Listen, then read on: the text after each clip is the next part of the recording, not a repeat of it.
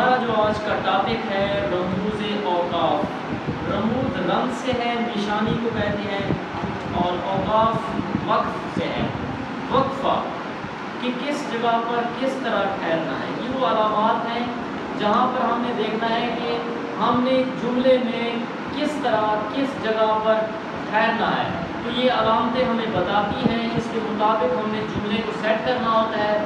ہر جملے کو لکھنے کا الگ طریقہ ہے۔ یہاں پر جو پہلے نمبر پر علامت ہے سکتہ کی ہے۔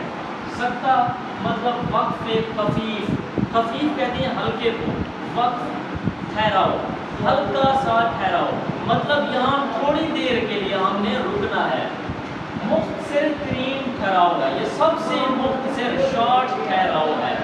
اب دیکھیں جملہ میں مختلف اسما کو الگ الگ کرنے کے لیے ہم کب استعمال کرتے ہیں؟ جب جملے میں اسما یعنی اسم کو، کسی نام کو الگ الگ کرنے کے لیے، یعنی جب بہت سے نام ہوں، نام کسی بھی چیز کے ہو سکتے ہیں، کسی انسان کے ہو سکتے ہیں، کسی اور چیز کے، جب زیادہ چیزوں کے نام ہوں تو ان کو الگ الگ کرنے کے لیے ہم یہ استعمال کرتے ہیں۔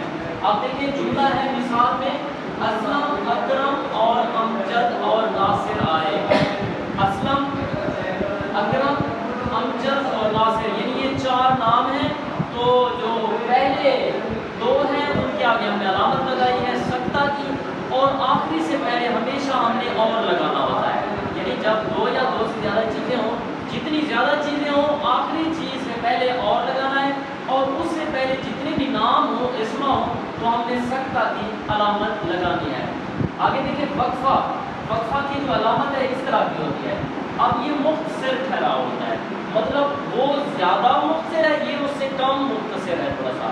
تو یہاں پر کیا ہے، چھوٹے جملوں کو ملا کر ایک جملہ بنانا، چھوٹے جملوں کو ملا کر ایک جملہ بنانے کے لیے۔ اب یہاں دیکھیں شہد صحت بخش ہے، یہ لذیذ اور طاقتور ہے۔ چھوٹے جملے ایک ہی جملے میں سمو دیے گئے ہیں۔ جب ایک سے زیادہ جملے ایک ہی جملے میں سما دیے جائیں تب ہم استعمال کرتے ہیں وقفہ کی علامت۔ یہ ذہن میں رکھنا ہے آپ نے، اور ایم سی کیوز میں یہ جملے بنے ہوں گے آپ کے پیپر میں، اور یہ علامتیں لگی ہوں گی، اور آپ نے پہچاننا ہوگا کیا یہ آیا سکتہ ہے، آیا وقفہ ہے، آیا رابطہ ہے، تفصیلیہ ہے۔ یہ ساری چیزیں ایک دفعہ ذہن میں بٹھا لیں، پھر پیپر میں مسئلہ نہیں ہوگا۔ تو آگے دیکھیں نمبر 3 پر ہے وقف لازم ٹھہراؤ۔ یہاں پر ہر صورت ٹھہرنا ہے، ٹھہراؤ ہے۔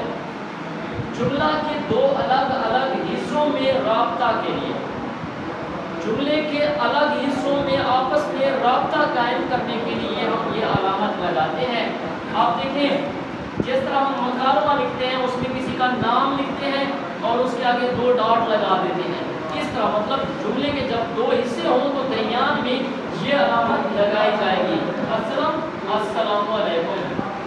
آگے بڑھتے ہیں، دیکھیں تفصیلیہ، یہ والی جو علامت ہے 2 ڈاٹ ہے، اس کے آگے لائن لگی ہوئی ہے، تو یہ جو علامت ہے دراصل اس کو کہتے ہیں تفصیلیہ۔ یہ لفظ خود بتا رہا ہے کہ یہ کیا ہے۔ تفصیلیہ سے مطلب کسی چیز کی تفصیل بیان کرنا، ڈیٹیل بیان کرنے کو کہتے ہیں۔ اب یہاں دیکھیں تفصیلیہ میں ایک جملہ کی تفصیل دوسرے جملے میں دینے کے لیے، جملے کے 2 حصے، ایک حصے میں بتایا جاتا ہے اور دوسرے میں اس کی ڈیٹیل پیش کی جاتی ہے۔ آپ یہاں دیکھیں پاکستان کے صوبے مندرجہ ذیل ہیں، جب یہ لکھیں گے ان کے نام لکھنے سے پہلے ہم نے تفصیلیہ کی علامت لگانی ہے، پھر ہم نے پاکستان کے جو صوبے ہیں وہ لکھ دینے ہیں یہاں۔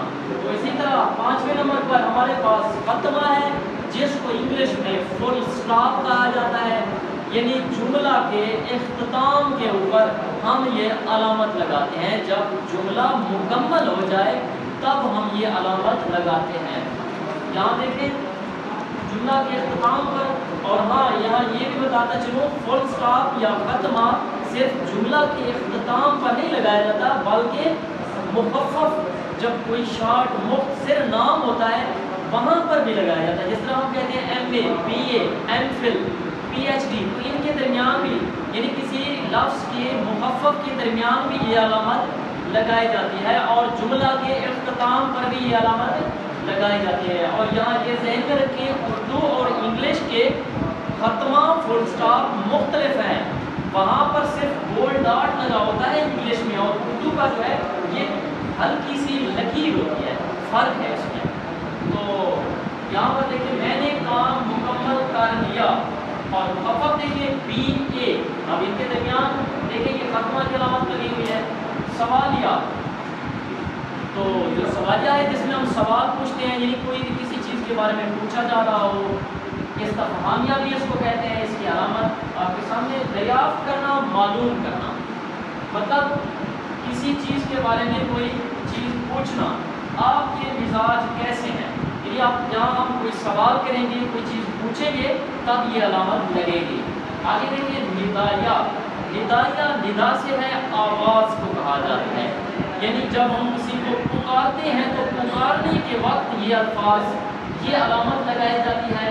किसी को पुकारना, किसी को मुखातिब करने के लिए, जैसे कि जनाबे आली, हम दरख्वास्त में लिखते हैं ना अक्सर जनाबे आली, तो उसके आगे ये अलामत लगाते हैं।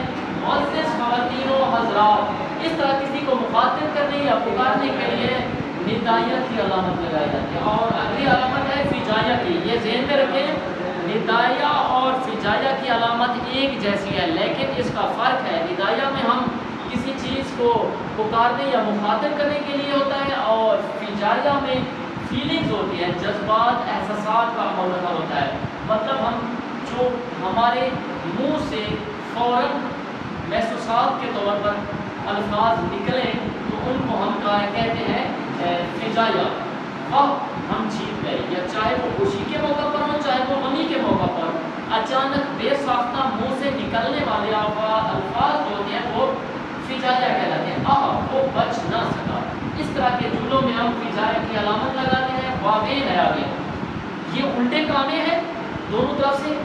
अब ये किस वक्त करते हैं, बैरूनी इक्तिबास को नकल करने के लिए, मतलब किसी का कही हुई बात, किसी की कही हुई बात। यहाँ पर देखें कायद के बतौर हमें काम और काम पर तवज्जो देनी चाहिए। अब जो कायद ने कहा उसके हूबहू जो अल्फाज लिखेंगे उसको कामे के अंदर लिखेंगे, उल्टे कामे इसके दोनों के दरमियान लगाएंगे, बाकी बात वैसे के वैसे रहेंगे। मतलब किसी का कौल को हूबहू लिखना और जो उसका कौल है उसकी दोनों जानिब ये अलामतें लगाई जाती हैं। कौसैन देखें, उसके बाद आखिर में है कौसैन। कौसैन छोटी ब्रैकेट जिसको हम कहते हैं, ये जुमला मोतरज़ा इसको भी कहा जाता है, मतलब एतराज़ के तौर पर। अब यहाँ देखिए जुमला में इजाफी वजाहत के लिए, किसी चीज़ को खोल कर बयान करने के लिए, यहाँ मिसाल में देखिए शायर मशरिक अल्लामा मोहम्मद इकबाल ने हमें खुदी का पैगाम दिया। अब ब्रैकेट में अल्लामा मोहम्मद इकबाल लिखा हुआ है और इससे पहले शायर मशरिक। अब मुमकिन है कि कुछ लोग ना जानते हों, जो कम पढ़े लिखे हों या वाकिफ़ ना हो कि शायर मशरिक कौन है, ठीक है ना, तो उसकी वजाहत के लिए ब्रैकेट में उसका पूरा नाम दिया गया है। तो इसलिए जो है ना, हम ये अलामत एतराज़ के तौर पर, मतलब उस जुमले में जिसमें बात को वजाहत के साथ पेश करना हो, तो ब्रैकेट में ऐसे अल्फाज हम लिख देते हैं। तो आज के टॉपिक में हमने पढ़ा रमूज़ औक़ाफ़ की 10 अलामतें हमने पढ़ी हैं। इसके अलावा और भी बहुत सी अलामतें हैं जो हम अगले लेक्चर में पढ़ेंगे।